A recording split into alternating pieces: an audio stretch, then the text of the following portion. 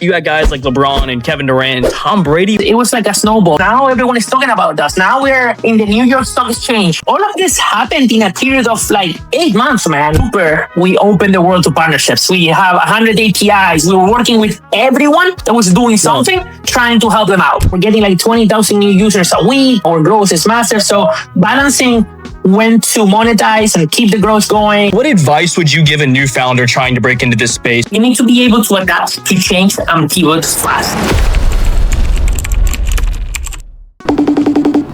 Are you Tito Machado, the guy who helped turn a PowerPoint slide deck into the most important app in Pickleball? It's like a global rating system that ranks every player from like 2 to 8. And now it's used by like 1 million players, backed by LeBron, Tom Brady, and Kevin Durant. What? That's correct, man. Crazy world we live in. Crazy world we live in indeed. So, Tito, I was on a little stroll through the neighborhood and I come upon these courts, right? And so I'm looking at them and I'm like, wait a minute, something's up here. These aren't for pickleball, this is for paddle. So I'm sitting here trying to learn the difference between paddle and pickleball. So I've been here educating myself. So I figured I'd call you directly, but not just for that reason. So I wanted to dig in how you scaled DUPR, what you learned, what other founders can take away from your journey. I mean, given the fact you joined this company when it was barely even an idea, it was like a PowerPoint presentation, right? If you're open to it, I would love to just dig right in and just get the whole background of how you joined DUPR and where you are today. For sure, man. Well, it was a crazy story, man. I am not, or my background wasn't in tech. I wasn't a techie. I was actually a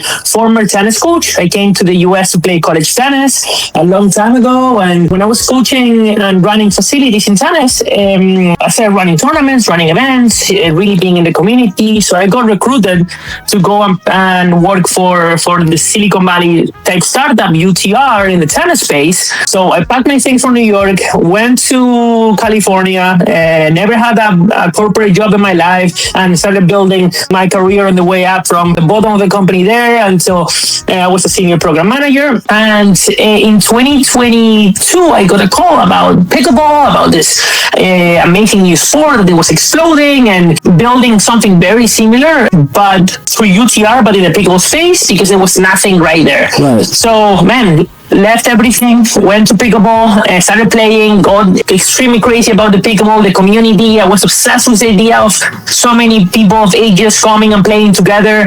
And, you know, we built a community, we built a rating, and it exploded, man. It exploded. The reason that I was able to start that on the commercial side at DUPR and end up being CEO and grow it to the place that it's today is because I spent the first year literally talking to every single person in the industry, from players, organizers, everyone you can think of. I was on the phone with trying to build this platform. So what was the original vision there? And actually, let me start with this. You joined when it was just an idea, as I mentioned. Like, there was a lot of risk involved in that, I'm sure. Like, what was it that stuck out to you that made you really believe in it and not even think twice about joining the crew? Yeah, so the former CEO of DUPR and some of the former executives at DUPR came from UTR. So Jill Braverman, who was CEO, she was last boss at UTR, and who she was, she's like my mentor. Ann Worcester, she's my mentor. She, was the first woman CEO in sports at the WTA. I spoke to them. I knew they were in. This was a serious project, so I was super excited. Left everything, came to DUPR, and it was a kind of an opportunity to build a sport from the beginning, man. That's it. That was the exciting part. It's crazy. Blank canvas, right? Yeah. Go and build it. Go on this sport. No one has done anything here. Come and build it. Come be part of the ground floor. I always tell my team, guys, you're literally the ground floor of the NFL. Imagine if I were to tell you that you could go on back in time and build some of the major platforms and leagues. That's what we're able to do here, and that's why this project was so special. Gotcha. So you came from the tennis world. Are there any similarities or any lessons you took from the tennis world going into the pickleball world? Yeah, I came in with a tennis ego, and I realized that it had nothing to do with the tennis world. It was a whole different community. I realized I didn't know anything about the pickleball world. I realized that I needed to fall in love with the sport, which happened naturally. And the other big thing is that tennis is an established sport with federations that have been around hundreds of years. It was impossible to move fast in tennis. Very structured.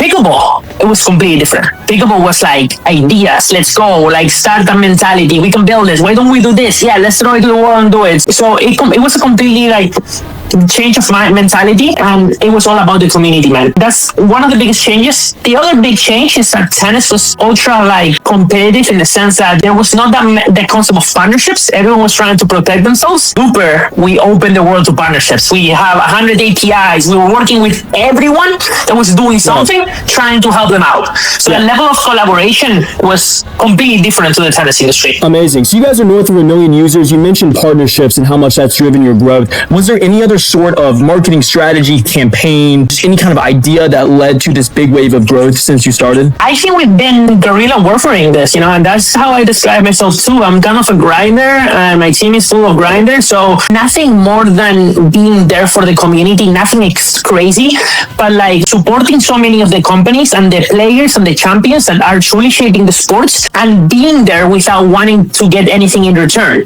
right? Just like, hey, you're building an amazing paddle, great, let me help you, man. Let me promote it to my players. Hey, you're building an amazing club, let me promote it to the players.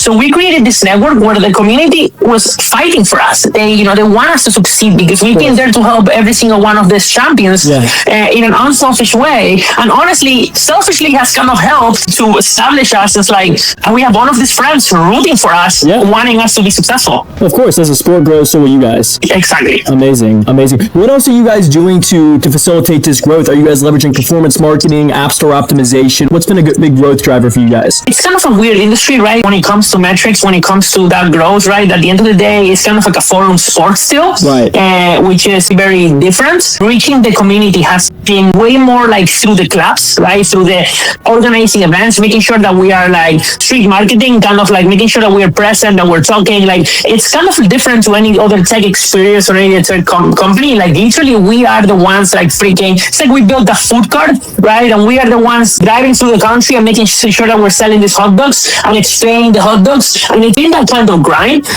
because the industry was new. People didn't even know what they were looking for. They didn't know what a rating was, or they've never been in sports before, or our demographic goes from 80 years old to 20 years old. When you're looking at like micro-targeting certain groups and how to be more efficient in marketing, it's been very interesting because creativity, right? Community, forums, video, we've tried everything, but at the end of the day, it hasn't been like a common startup kind of route because we are not a SaaS per se company. We're a B2C engagement platform. So it's been about building the community around us, and maybe nothing truly, the power of transparency being there and being a tool that the people are using regularly is exactly what we are. We weren't really solving a problem per se. We were, but people didn't know they had the problem. So first we needed to let them know there was a problem and we need to solve it, and we need to work with them to make sure that we granted a better level space for everyone and a better community for everyone. Exactly. You're helping facilitate the growth of an already growing sport. And speaking of sports, you got guys like LeBron and Kevin Durant and Tom Brady. Investing in you guys. How has those relationships like helped facilitate your guys' growth? What's happened since then? We were built in kind of a unique place because we were the nerdy sibling of Major League Pickleball. So we were the same company as Major League Pickleball. So all of the celebrity owners were buying into the professional league and then buying a piece of DUPR while this was happening. It kind of like, it was a very strange concept because it was like a snowball, right? We had Gary Vee came in, right? And then the athletes came in, and some tennis stars came in. So we had this whole group of people just buying into Pickleball, buying into the idea. And of course, we go from this project, from this idea to now we're on Forbes. Now everyone is talking about us. Now we're in the New York Stock Exchange, ring the bell. And now all of this happened in a period of 8 months, man. Just pure explosion. So it helped us bring up completely. So honestly, it was fantastic. I think the most engaged from that group is Andre Agassi, the tennis player, right? The former #1 in the world, who was later to come. And he's a Pickleball addict. He's obsessed. We talk to him. We run ideas and a bunch of other things with him. But it's been great, man. You look at Gary Vee and his group; they're obsessed with Pickleball. They're there, and that just brings the visibility to the sport so much more to a whole different dimension. It goes out from being this nerdy, weird little sport to this mainstream sport, and transforming DUPR into this mainstream platform. When looking at monetization, how do you guys keep the platform accessible while still trying to build a big business? Yeah, it's that's a great question, man. And listen, I think that's one of the biggest struggles, right? We have massive growth. We don't want to cut the growth. We want to keep it going. So leveling that up, right? When we just launched our freemium model, we have ads on the platform, which some of the consumers didn't love, right? It was a big controversial thing, adding the ads into the platform. But we're trying to maintain the experience free for those users who want to have a rating, right? So for those of you in the community who don't like the ads, hey, we're doing this to make sure that you are able to use this platform for free and keep engaging. So we just launched a freemium model, and again, we're getting like 20,000 new users a week. Our growth is massive. So balancing when to monetize and keep the growth going, and we know we're sitting in a niche unicorn, a very special thing. But again, we need to do things right and make sure we don't lose that community aspect. Of course. On that topic, are you guys going to look at new verticals to drive new revenue, like leagues or coaching, or just switching up the in-app monetization model? Like, how is that going to look in the future? The reality is that no. I mean, I'm sure there are verticals that that are going to pop in the future for monetization. But the reality is that we've built our business by powering those coaching networks, by powering the other platforms. Right? We are a utility. We got this adoption by powering everyone else. So at the end of the day, we're looking to figure out ways to give value to the consumer that they choose into transforming into a paid user, more or less like a Strava model, right? Where, hey, we want to challenges, you want to have a more premium experience. That's Strava is for all of this sports app is always the reference, right? You have the Duolingos of the world who do a great job, but that's more of the concept that we're looking for. Absolutely. So a lot of community-driven apps struggled with retention. Given this is an app that people are only going to use when they're playing pickleball, I'm sure you guys have different avenues on the app where you can get on there and continue to use it when you're not playing, but it feels like the number one key to retention is getting people to play more pickleball. So what are the strategies there, and how big of an emphasis is brand on this whole thing? It's a brand is massive. Like you cannot go to a club in the world, which is crazy. It's not only in America. This happens in Vietnam, happens in China, and the first question anyone is going to ask you is, "What's your DUPR?" So we have a very addictive sport that everyone is playing, and then we are the language. We are the reference of who you are on the pickleball court, and that's your ID, right? You go onto the court, and that's who you are. So the best thing we've done is engaging with the clubs and where the real state is happening. Yeah, pickleball is not like Strava. For example, Strava is you can physically go and run whenever the hell you want, right? You go out there, you go run, and you record that, right? Pickleball, you need to go to a physical facility. You need to get 3 other people, get the court, get the balls, paddles, play. It takes a little more. So from the beginning, we were like, okay, pickleball is played at a physical place. We need to engage the facility. We get the facility and make sure that all of the programming that they're running day to day is using DUPR as a reference, or they're inputting scores, or they're running an event or a tournament. So we have a network of 8,000 clubs globally that all of their operations have DUPR involved.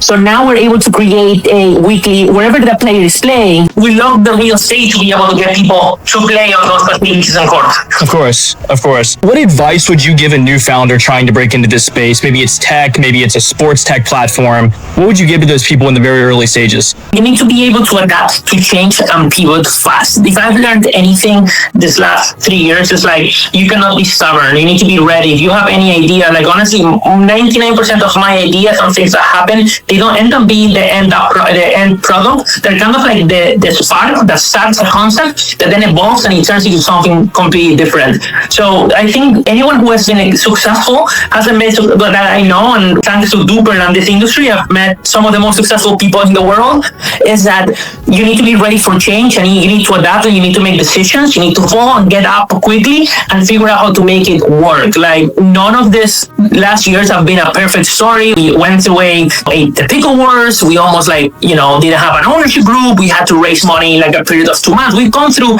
every situation you can imagine, like all of them, but it has never been a doubt in my mind that this was going to work out. I just needed to wake up, react, figure out the ways to do it. The other thing that is super important to me is that surround yourself with the right people, loyal people, good people that feel the mission the way you do, because you need those people that are gonna grind it, and you need that army behind you to be able to do it. Love it. Tito, I'm about to go run through a brick wall. That was incredible. Amazing. So where can everyone tap into the DUPR ecosystem? How can we get involved? Yeah, any club you go into the country, if you want to play pickleball, they're going to be using DUPR. You can download our app, You can follow us on Instagram, DUPR TV, and listen, download the app, get some games in, find some community, find some clubs, and honestly, if anyone wants to reach out to me, I'm the most accessible guy in the world. I'm too accessible out here, so happy to talk to anyone, happy to recommend tournaments. You can also go pickleballtournaments.com or any of our API partners. We have 150. You can choose any technology platform in pickleball. We're integrated. You're gonna be able to find us, and you can start your pickleball journey. Amazing, Tito. I'm gonna go learn how to be at least a 4 in pickleball. So I'm gonna go get out of here, get away from this paddleball court, find me a pickleball court, and go play pickleball. So thanks again. We'll talk to you soon. Thank you, man.